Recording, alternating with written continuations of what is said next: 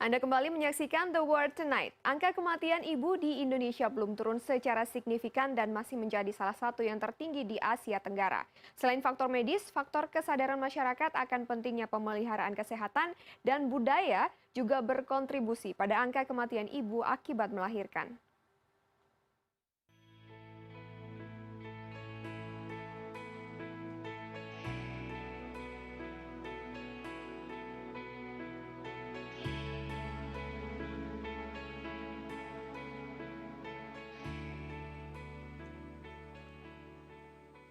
Pukul 8 pagi, Epon, bidan desa Puskesmas Cipidung bersama rekan-rekannya sesama bidan, perawat, dan petugas kecamatan berkumpul di dermaga Cikaso, Kabupaten Sukabumi.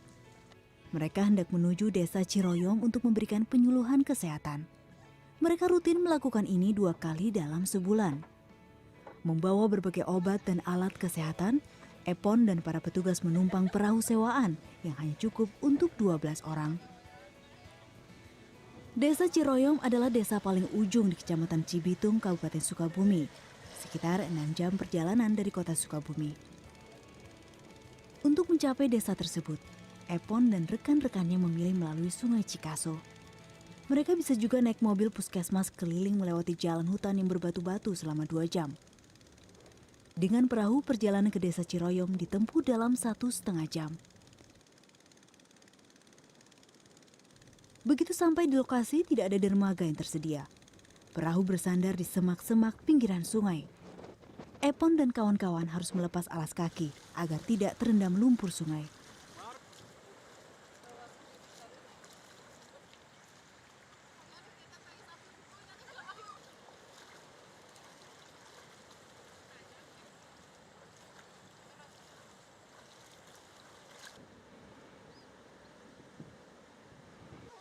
Sesampainya di Posyandu Ciroyom, puluhan ibu sudah memenuhi ruangan posyandu yang sederhana. Epon bergegas memulai penyuluhan kesehatan untuk ibu-ibu hamil.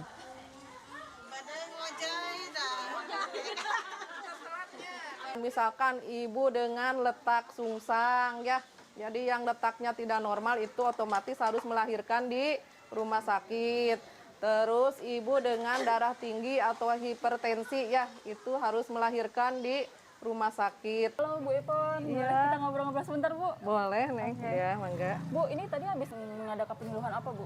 Oh tadi itu tentang program perencanaan persalinan ya Neng ya.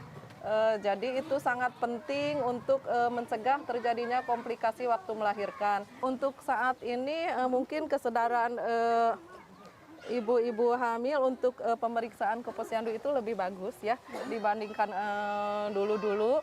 Cuma faktor penghambat kita itu di sini adalah tentang pertolongan persalinan, Neng.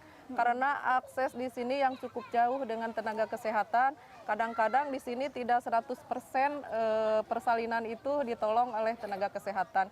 Ada penolakan nggak Bu? Tahun sekitar 2007 atau 2008 pertama kali ibu ke sini, seringkali ya banyak yang lolos lahirnya sama Paraji karena mereka belum tahu bagaimana nyamannya persalinan itu ditolong oleh tenaga kesehatan.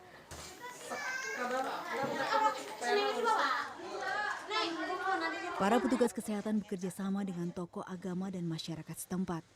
Petuah pemuka agama biasanya lebih mudah diterima warga. Bapak setiap rutinan Jumatan selalu aja memberikan arahan. Jangan sampai melahirkan menyusahkan. Makanya dikasih pengarahan supaya bisa melalui bidan.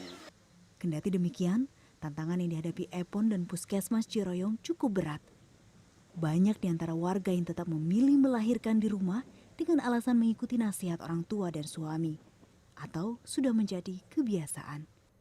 Zulaiha yang berusia 40 tahunan ini tengah hamil anak ke-8. Padahal anaknya yang ke-7 masih balita. Sejak kehamilan pertama hingga ke-7, Zulaiha melahirkan dengan bantuan dukun beranak dan keluarga. Dia beralasan melahirkan dengan bantuan bidan atau rumah sakit merepotkan, karena harus melalui jalur sungai atau hutan untuk mencapainya. Enak kayak kaya ngomong di bumi kita cara sasar enak mereka kedah jeung bidan ayeuna mah. Tengah enak ngomong ka Paraji ka ieu kudu sampai ka eta bidan. Kehamilan dengan jarak terlalu rapat merupakan salah satu faktor yang bisa meningkatkan resiko kematian pada ibu hamil.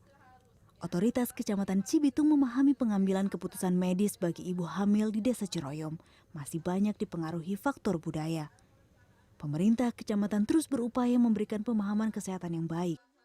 Seperti di sini ada banyak anak, banyak rezeki. Saya selalu menjelaskan bagaimana kita menjelaskan, karena di sini ada banyak anak, banyak rezeki. Terus istilahnya ya kita mah ya kumaha Allah karena Allah yang kita nunggu takdir lah ya. Jadi saya berusaha untuk menekan kebiasaan-kebiasaan seperti itu supaya mereka berpikir positif. Upaya menekan angka kematian ibu di Indonesia memerlukan partisipasi, bukan hanya dari pemangku kebijakan dan tenaga kesehatan, tetapi juga kesadaran masyarakat. Anissa Mutia, Sukabumi.